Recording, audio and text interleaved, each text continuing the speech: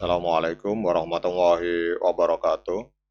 Teman-teman, selamat datang kembali di Dollar Hunter. Jadi di sini kita akan update informasi mengenai perkembangan dan peristiwa terkini yang terjadi di seputar dunia cryptocurrency, teman-teman. Namun seperti biasa, sebelum kita berbicara tentang dunia kripto, mari hari ini kita berdoa bersama-sama memohon pada Allah agar kita semua senantiasa diberikan nikmat berupa kesehatan dan juga diberikan keberkahan dalam setiap rezeki yang kita terima pada hari ini. Oke teman-teman, hari ini kita akan update informasi tentang dunia kripto. Jadi dunia kripto kembali diguncang oleh pernyataan mengejutkan dari Joseph Lubin, salah satu co-founder Ethereum, sekaligus CEO dari ConsenSys, teman-teman. Dalam wawancara terbarunya, Lubin dengan berani menyatakan bahwa Ethereum itu bisa naik hingga 100 kali lipat dari level sekarang, teman-teman. Jadi bukan hanya sekedar prediksi kosong, ucapan ini didukung dengan data konkret mulai dari masuknya perusahaan-perusahaan besar dari Wall Street, kemudian ETF Ethereum, hingga perusahaan-perusahaan besar yang kini menjadikan Ethereum sebagai bagian dari cadangan keuangan mereka. Lalu apa yang membuat Joseph Lubin begitu percaya diri? Kemudian apakah Ethereum benar-benar bisa melampaui Bitcoin suatu hari nanti? Mari kita bedah lebih dalam, teman-teman.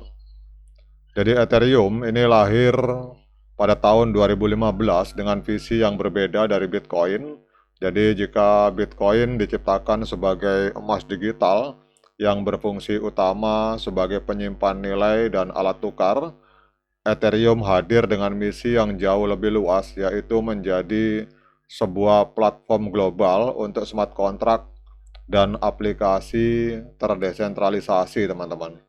Jadi sejak awal Ethereum sudah menarik perhatian developer, startup, hingga perusahaan raksasa.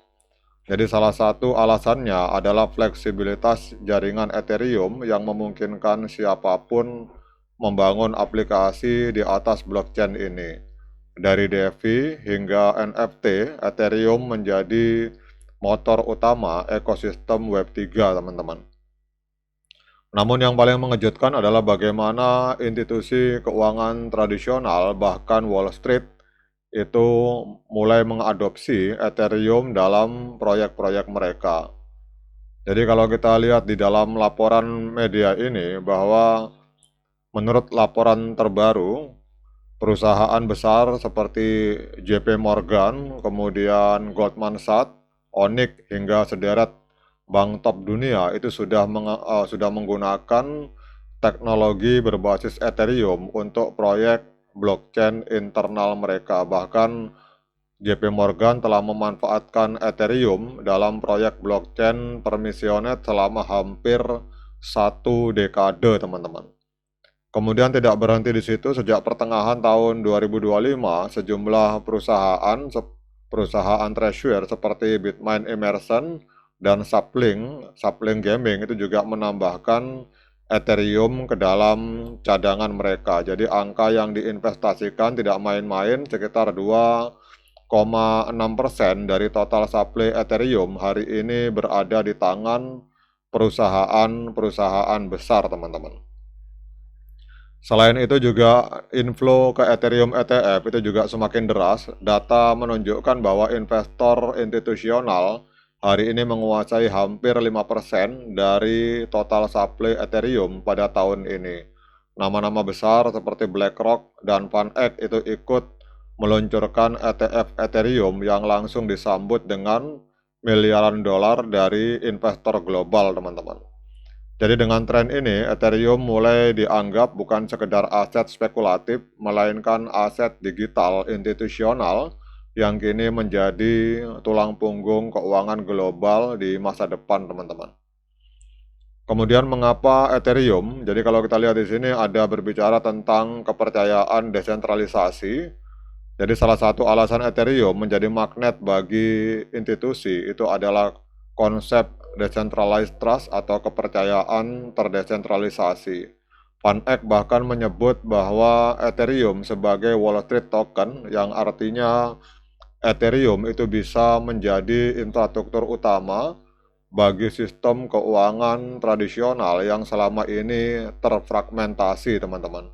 Jadi kemudian kalau kita lihat di sini bahwa Joseph Lubin menjelaskan tidak ada yang bisa benar-benar membayangkan betapa besar dan cepatnya ekonomi terdesentralisasi yang dipenuhi kecerdasan hibrida manusia mesin yang beroperasi di atas Ethereum Trustware itu akan bisa tumbuh, teman-teman. Jadi dia meyakini akan terjadi ledakan yang sangat luar biasa. Jadi dengan kata lain bahwa Ethereum itu bukan hanya sekedar blockchain, melainkan sebuah fondasi baru bagi keuangan global. Jadi smart contract, kemudian staking, DeFi, dan teknologi layer 2 yang dibangun di atas Ethereum itu menciptakan sistem yang jauh lebih efisien dibandingkan infrastruktur lama perbankan, teman-teman. Kemudian di sini kita lihat bahwa prediksi Lubin, Ethereum ini bisa meledak sampai 100 kali dari harga hari ini, teman-teman. Bahkan dia menyatakan bahkan mungkin lebih dari 100 kali. Prediksi ini terdengar luar biasa ambisius, tetapi ada beberapa faktor yang mendukung, bahwa yang pertama adopsi institusional dengan perusahaan-perusahaan besar membeli Ethereum untuk treasure, permintaan akan semakin meningkat, kemudian supply Ethereum yang terbatas itu akan memperkuat potensi kenaikan harga. Kemudian ada fitur staking and yield, jadi dengan sistem proof of stake, Ethereum yang di staking itu akan terus bertambah.